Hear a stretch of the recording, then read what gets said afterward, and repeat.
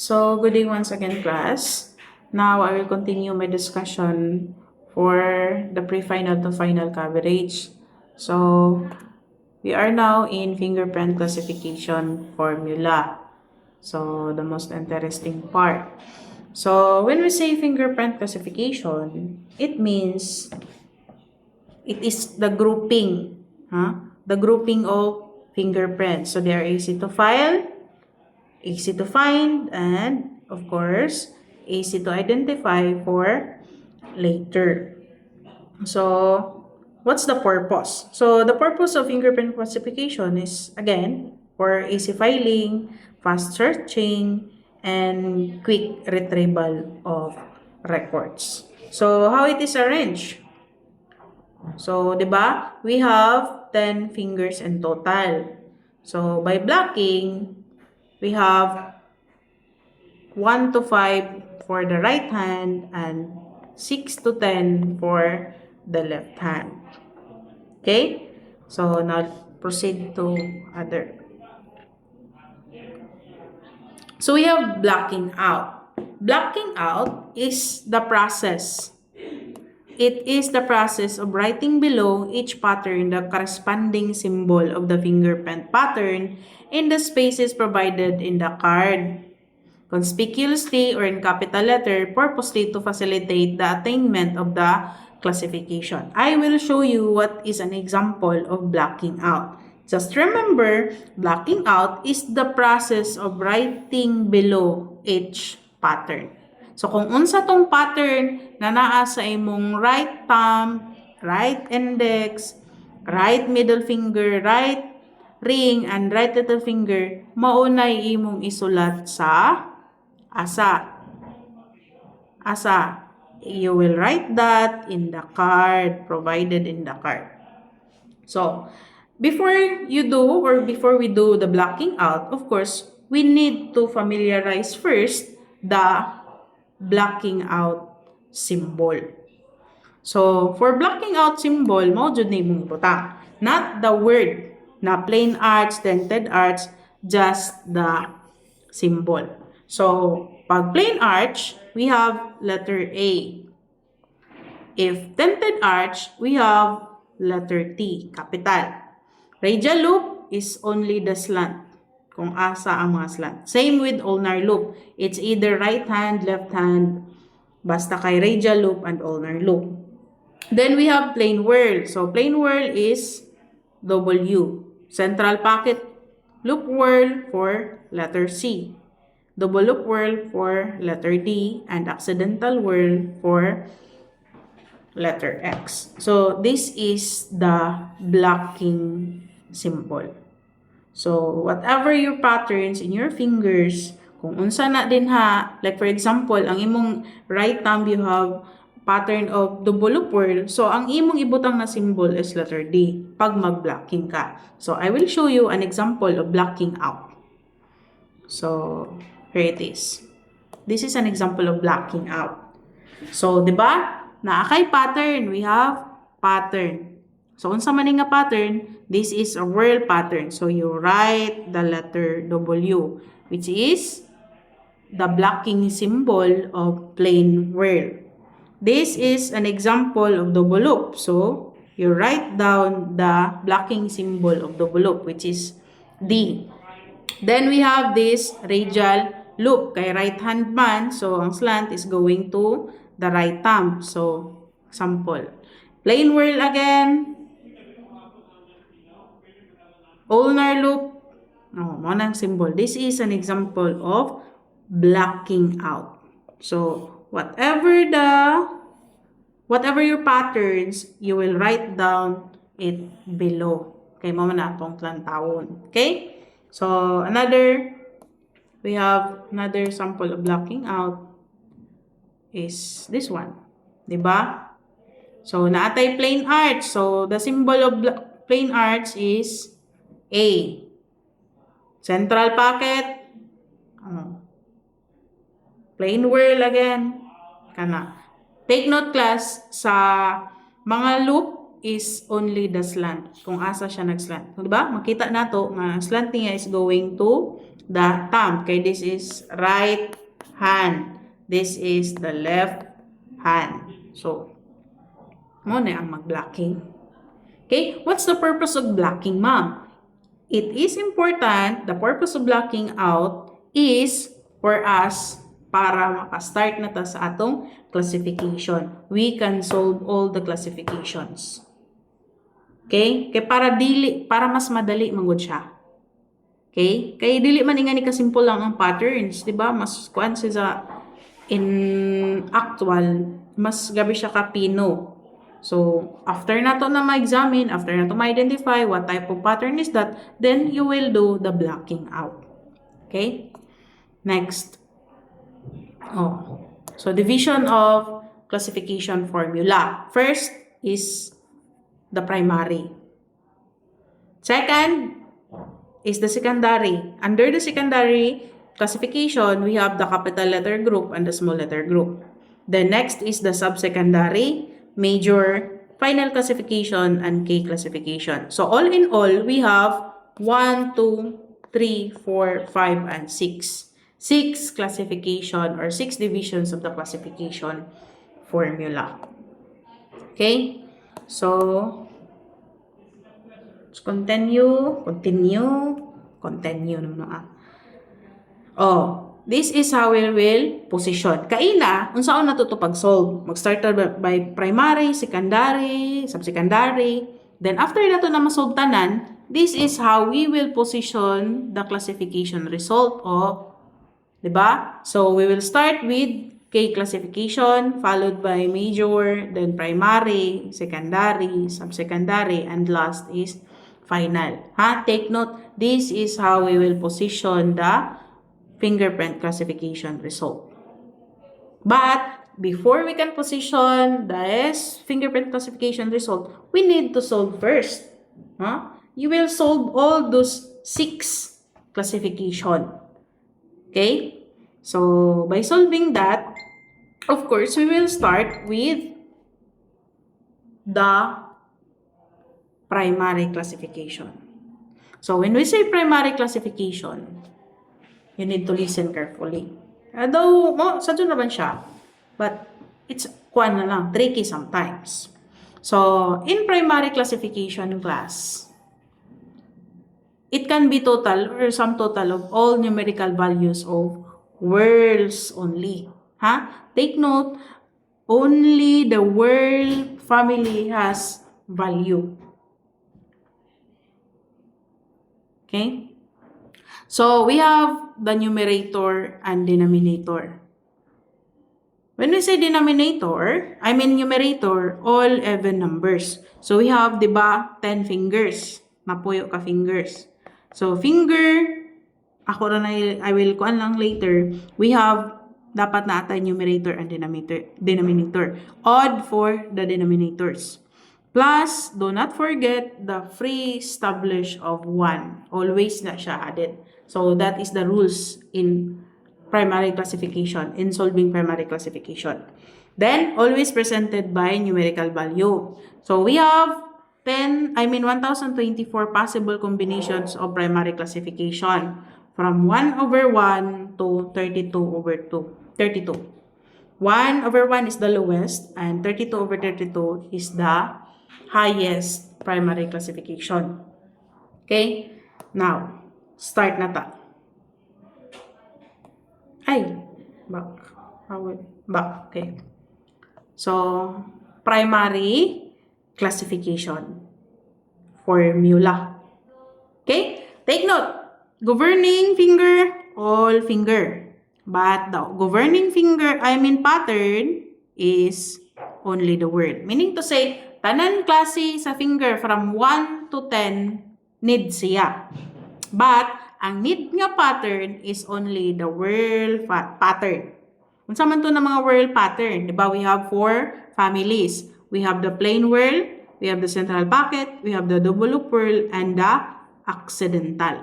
So, only these whorl patterns has a value in primary division. Sila lang dyan ang importansya. Any other pattern will not given a value daw. All even-numbered fingers will be placed in the numerator. Diba? Kainan nilang ta. We have the numerator and denominator. So, the odd number fingers will be the, oh my God, this is the denominator. Kay, di ba? Dari ang iyang kuan. Denominator, ang odd. Ay, sorry rahan. Wala na ako na-edit. Anyways, so let's start. Ang paruhon. Ang finger 2, you listen class. Finger 2, finger 4, finger 6, finger 8, and finger 10. Mauni sila ang nabilong sa numerator. Then finger 1, finger 3, finger 5, finger 7, and finger 9, they belong to the denominator. Mga bungkig. Okay, saan man nila ito pag-solve, ma'am? Do not look here, anay, sa mga result, sa tracing result and sa counting result. Ayaw, anay. Just look at the patterns. Okay? So, balik ko na ako niha. Kay naaman ni siya, gitawag na to nga numerical value or ang iyang value with that pair. Okay. Okay. So, for the denominator is the pares.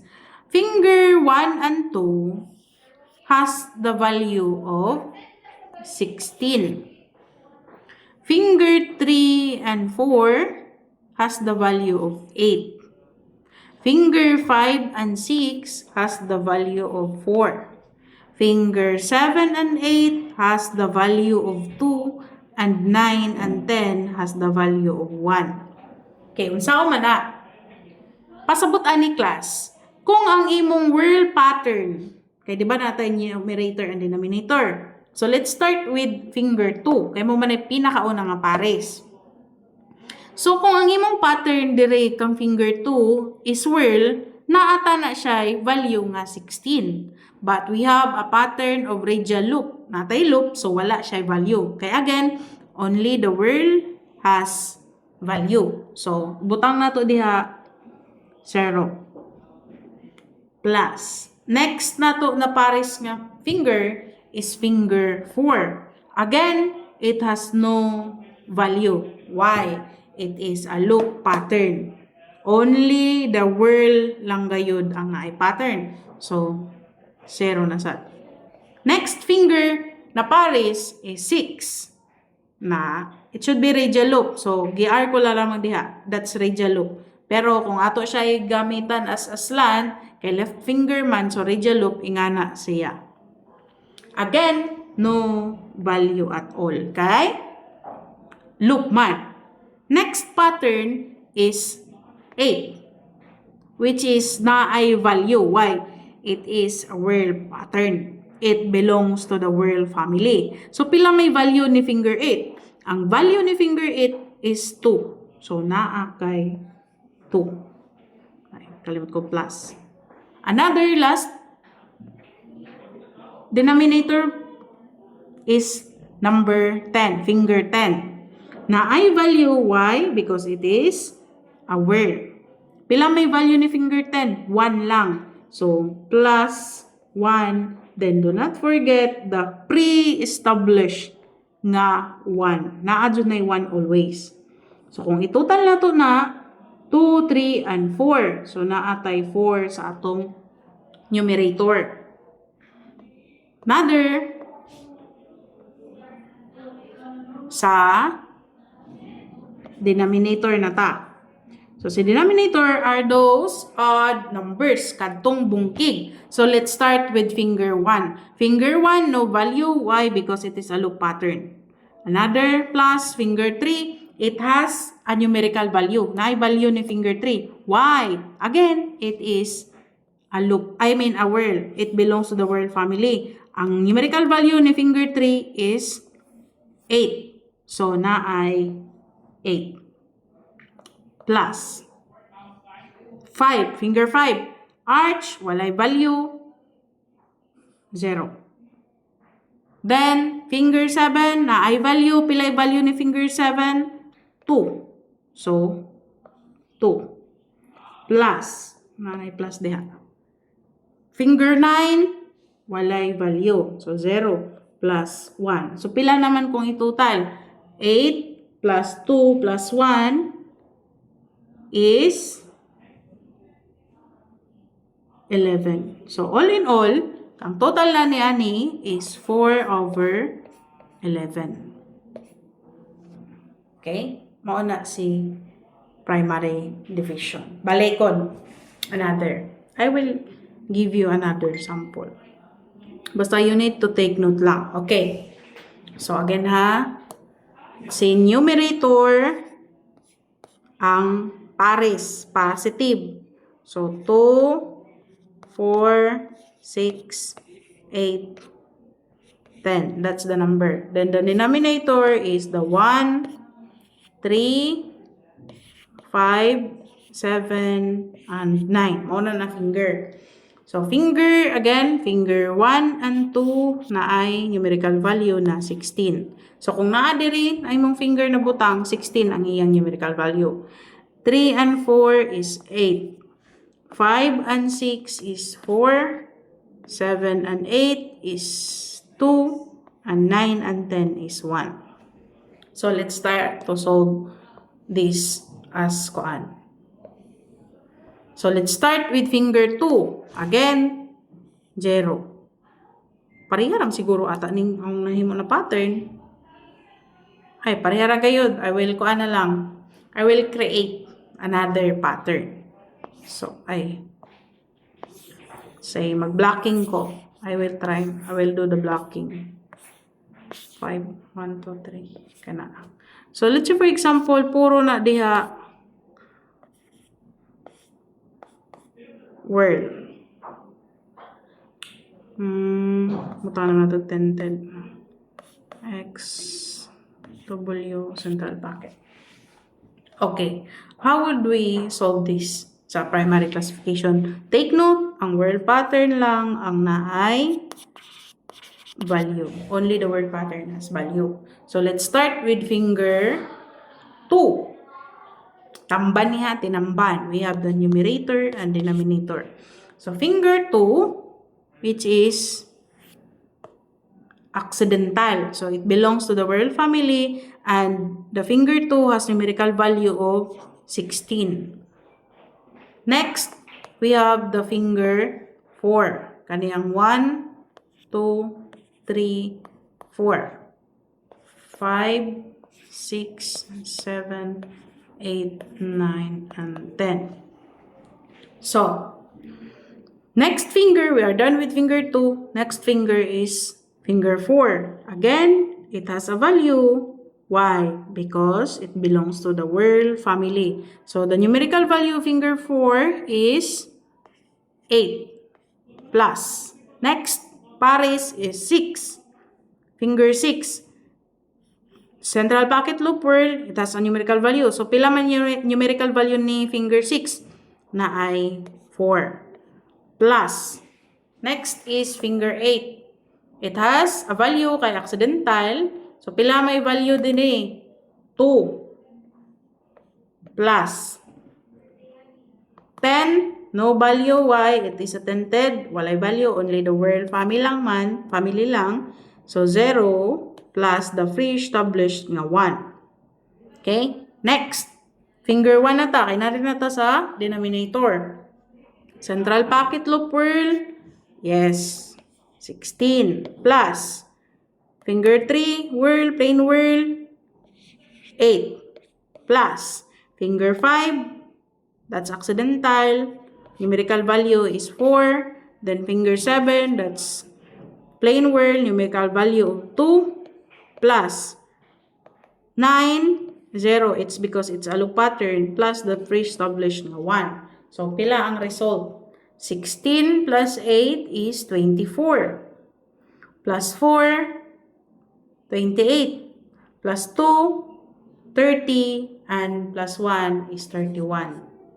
Then, 16 plus 8, 24, plus 4, 28 plus 2, 30, plus 1 is 31. So, mauni ang imong primary classification result. 31 over 31. Just take note only, class, that in the primary classification, only lang gayud the word patterns ang naay value. Okay? Only the word patterns. So, you need to familiarize the blocking out symbol. Okay? Kinahanglan mo na. So, for example, kini, let's try to solve this one. Because, para gana. We'll erase all. Okay, let's try to solve. Sorry kung dugay-dugay ni, but at least. So, this is the blocking symbol result. So, we will try to solve. So, let's start with, ngunit tinamban. Let's start with finger 2. So, naay 16 kay dubulo. Finger 4 plus 8 kay plain world. Finger 6 plus 4 again kay plain world. Finger 8 plain world, so plus 2. Then, pag-abot din is 0. I think preparehan rin sa akong kuan. Plus the pre-established nga 1. Do not forget jud na ng fraction nga 1. Then start with finger 1, we have another 16. Finger 3, 0. Why? It's a loop. Dili siya. Finger 5 plus 0. Waya value. Finger 7, we have pila 2. It's because that's accidental. And finger 9 plus 0, wala kay loop. Then the established nga 1. So, pila man? 16 plus, kaya out sa niya akong pen. 16 plus 8, 24 plus 4, 20. Pila na sab?